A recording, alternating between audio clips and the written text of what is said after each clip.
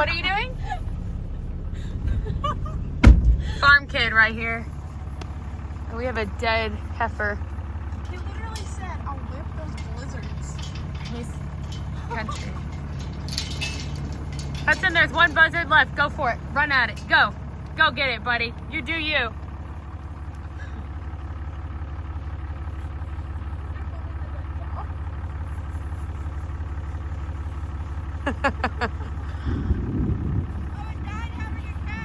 Shut the front door.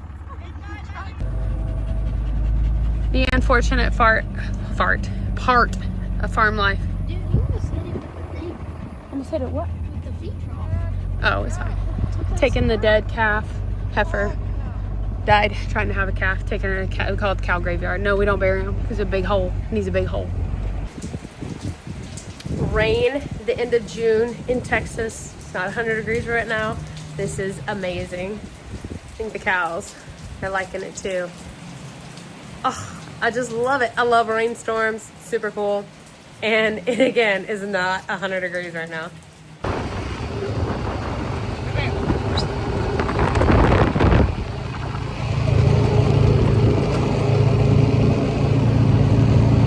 Check the cows. No tubes in my nose. So this is my hay grazer right here. It's a sorghum. It's more of a what people think looks like corn. So I plant this for my hay for my cows because it makes a lot more quantity. The cows like it. It tastes a little sweeter. But you have to be really careful with this stuff because it has to dry out a lot because it's so thick. The stalks are thicker. My hay cutter doesn't have a crimper on it, so I have to let it lay for a while, and then I come through and ted it. That means to fluff it so it dries really good. So this stuff right now is taller than me, but it's super cool. This road that we have around the farm because it's just surrounding it. Luna and I are here checking cows. So I'll cut this thing in maybe right before I leave for Loretta's. I don't know. I gotta look at timing. Look at the weather and figure it out. Wouldn't everybody like to get greeted like this all the time? They're really only coming over to me because they think I have treats for them. So we give our cows some cubes every now and then just so when I need to move them, I need to call them up, I need to work them. They know the mule. They know what a sack of cubes sounds like, that bag shaking it. If I start hollering or yelling, they'll come. But that's just because I need them to come when I ask them to come. You don't want some wild cows. If you go out to a place and the cows start running around like crazy, they either one, don't know you, or two, they just don't get enough attention from their owner. So it's always good to come out, check your cows, talk to them, converse with them, just so they know you. That cow right there with the horns looks kind of like a rodeo bull. She will eat your lunch if she has a calf and you try to get to it. She's one of my older cows. She's still throwing a good calf, but she is mean as all get out. But she's just protecting her calf. That's her calf right behind her. Cute little thing. Hey, 50. 50. Woo, woo, hey. See that cow right there with the horns? Hey, 50. Woo. See how I cut her horn off on the left side? The right, or I guess that's her right side. The left side, it's not attached. So some cows have horns, but they're not attached. It just flops around. But she had one on the other side, and it was growing into the side of her head. But then look at that cow right there beside her. She's a huge bag. I do not see a calf with her. No idea what's going on. That's number 16. She has the most beautiful, like, amber eyes. Super cool. So this is a heifer right here. I'm probably gonna keep her. And that little guy down there is a steer. So since he has a tag in his ear, it looks like he's been a little more cared for. So when I go to send him through the sale barn, they're gonna look and go, oh, he's tagged, oh, he's castrated. So he should bring a little more money versus a calf that has never had a tag in his ear. So you want your cows to look like they've been taken care of. I keep fly control on my calves and my cows so they get a protein tub with some fly control in them. Keep the flies off of them because those flies really irritate them. And then you got Big Red here. He just does his own thing.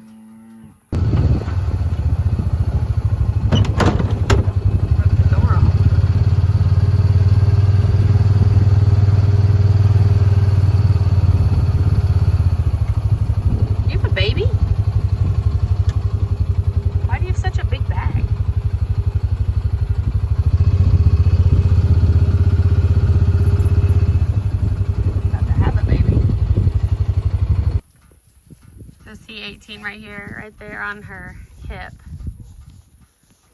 It's branded SFF. So you can register your brand with your county. It's good for 10 years. And they always do a re-register, recheck, make sure. So if I start missing cows, I can make a notification out there and they can start checking the sale barns.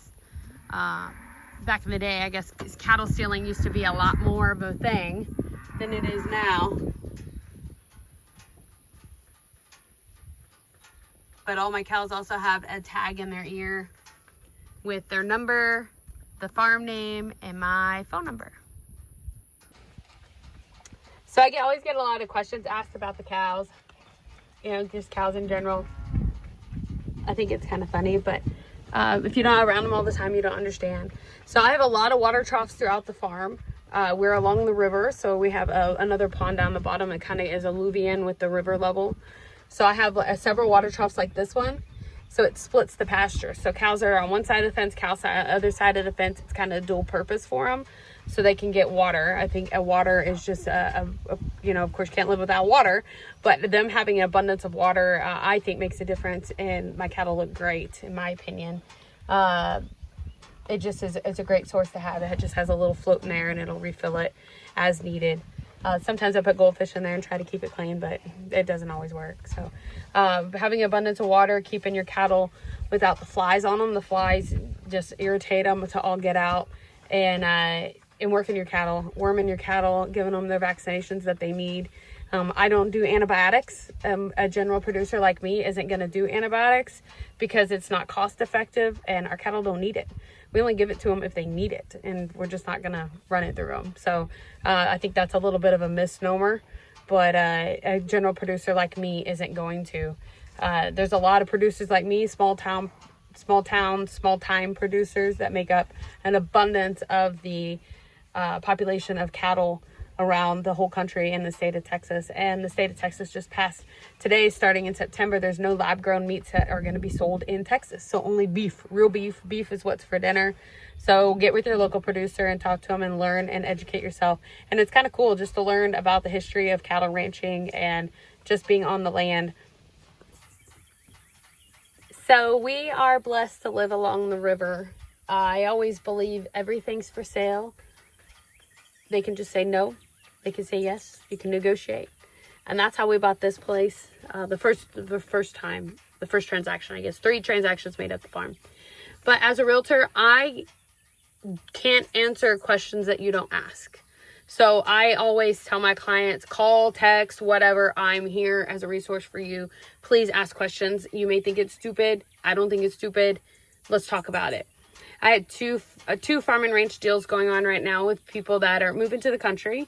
And it's been epic to listen to them and the conversations, the ideas, because that's how it was when we first bought this place. All the ideas and coming in and cleaning it up and making it your own. And I think that's really cool. So my tip for people is if you're going to hire somebody to help you and be your realtor, whether it's farm and ranch or whether it's residential, get somebody that's knowledgeable that can answer your questions of what type of grass is that? What kind of tree is that? What kind of chemicals should I use? What are the exemptions I can get on the land? Get somebody that's knowledgeable and is willing to answer your questions or find out the answers for you. Find somebody that has a great database of people that you need help for, that you need to hire out for. If you need a driveway or you need dozer work or whatever, have somebody that has a great resource for that. And what I tell my clients, if I recommend somebody to you, it's because I use them myself. I'm very hard to work for because I expect a lot. And so I expect a lot from my clients. So if I'm going to recommend somebody, it's going to be somebody that I respect, that's going to do a good job, and that I know is going to do a good job for my clients. So when you go to buy something and buy a property, ask questions, interview people. I may not be the right fit for you, and you may not be the right fit for me. But ask questions. Let's talk about it and find the right person that fits your personality, your needs, your property wants, your wishes, your dreams, etc. So ask questions.